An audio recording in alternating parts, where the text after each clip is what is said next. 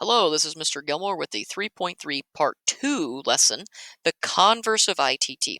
So in the 3.3 Part 1, we took a look at the proof of proving the isosceles triangle theorem, but today we look at the converse of the isosceles triangle theorem. Now, it is a bit tricky. In fact, it's tricky enough for me that when we get to the proof, you'll see that I have listed out the steps to this proof just because of how tricky it can get. Now, let's take a look at what the converse states. So, of course, in the isosceles triangle theorem, it states that if two sides of a triangle are equal, then the angles opposite those two sides are themselves equal. Well, then in the converse, we take our conclusion and our given and we exchange them, right? So the converse thus states that if two angles of a triangle are equal, then the two sides opposite those angles are themselves equal. Notice that in the converse, I couldn't actually call it an isosceles triangle. By definition, the isosceles triangle is a triangle in which we know that two sides are equal in it. Well, in the converse, if we start by stating that we have two angles equal, well, we can't then just go ahead and call it an isosceles. We have to prove that it's isosceles. Now, here is the setup of our proof. Just like in any other proof, we have our proof statement. We've seen the conditional of it already, and we have our given diagram. Triangle ABC, we're given that angles A and C are equal. We're going to prove that their opposite sides from those two angles, AB and BC, are equal. How we do this is actually indirect. This is actually how Euclid establishes the converse of the ITT. And so we're going to take this right out of his book. So we want to tackle the proof indirectly, which means we're going to prove the two sides AB and BC are equal. However, what we're going to do is assume that they're not equal. Now, when we say that the two sides are not equal to each other, the law of trichotomy steps in. Because remember, if we bring two quantities together, they have to be in one of the three categories. They have to either be equal, less than, or greater than, which means if I'm assuming that the two quantities are not equal, then by the law of trichotomy, either AB is going to be greater than BC or AB is going to be less than BC. Now, we're going to consider the former. AB is greater than BC.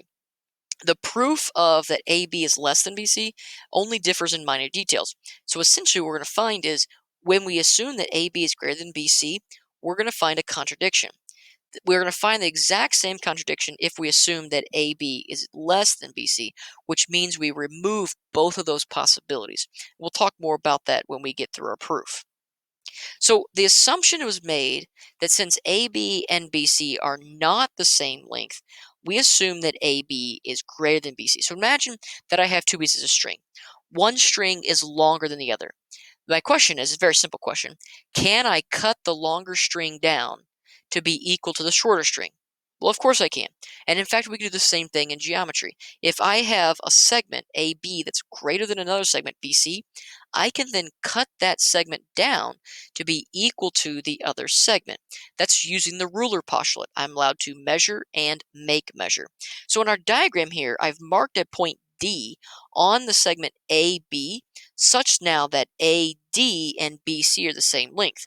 So we're saying now that this segment here and this segment here are the same length. Now, obviously, then, your gut is going, wait a minute, there's already something wrong with this because it looks weird. Now, we can't use our looks to be a justification for this. We have to actually determine something completely illogical, something contradictory to this just because we can't say, well, it looks funny, right? We have to actually come up with some reasoning behind it. So what we actually have now, this is going to be this is where I've actually, because it's tricky, I've helped myself out. We actually have, because of our assumption, we actually have two congruent triangles, okay? Let's take a look at where those congruent triangles end up. So here's the reduction. I've broken the reduction up into steps, okay? So I saw that same diagram that we saw earlier. We've got that point D marked on our segment AB such that AD is the same length as BC now. So here's where we're going to start. We've now constructed AD to be the same length as BC. Why? Again, ruler postulate. We can measure, make measure. But let's take a look at angle A and angle BCA. So angle A and angle BCA, right? This is the entire angle BCA there. Are those two things equal? Why? Yes, we know they're equal. Why? Because they were given to us. Okay. Remember, we were given that angle A and angle BCA are equal, right? That was angle C, right? Remember, that was given to us. We also know that AC is equal to itself, right? Why? That's reflexivity of equality. We love reflexivity equality because that means when we have a common thing, that means we have equal things. So now we actually have two triangles here that are congruent. They're kind of hard to see. Okay, this is where it kind of gets a little confusing. Let me point out the two triangles here. So we have the side, right, DA, and we have a side BC, right? That was in step 1. We also have an angle and an angle, right? That's step 2. Okay, and then we have a side again. That's step 3. So we actually have side, angle, side between two of these triangles. So in step 4, you see that I have gone ahead and I have said, well, we know no triangle DAC is congruent to triangle BCA because of the side, angle, side congruence. Now, this is where things get a little weird. Remember how congruence works. Once we have two things congruent, it opens the door for more information. Thanks to CPCTE, right?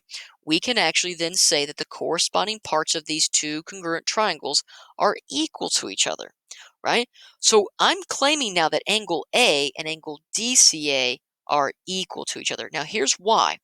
If we take a look at our congruent statement, we can actually match up corresponding parts.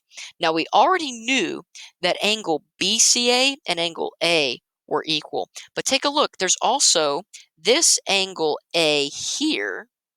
Oops, this angle A here. It matches up with corresponding with this angle here, which is technically, if we take a look at our diagram, let's take a look at our diagram real quick. That angle we've just marked is this angle right here. As it turns out, angle DCA and angle A are corresponding to each other, which means those two angles are equal to each other. Well, if angle A is equal to angle DCA, then what follows about angles BCA and angle DCA? We're talking about this angle here and this angle here. What follows? Well, if we take a look at step 2 and look at step 5. Angle A is equal to both of those angles. So what follows then about angles BCA and angles DCA? Well, that means the measure of angle BCA is equal to the measure of angle DCA. But take a look at what's going on there, right? That's by the transitivity of equality. If we take a look, we are saying that the part is equal to the whole. Wait, what? We can't say the part is equal to the whole because the whole is greater than the part theorem, right? The whole is greater than the part, which means we have ourselves a contradiction.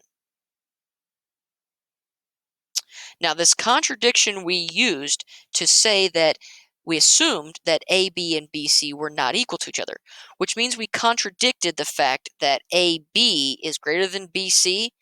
That can't happen. Likewise, if we take a look at AB being less than BC, that can't happen either, right? We'll actually run into the exact same contradiction, which then means if we remove those possibilities, there's only one possibility remaining, and that is AB has got to be equal to BC.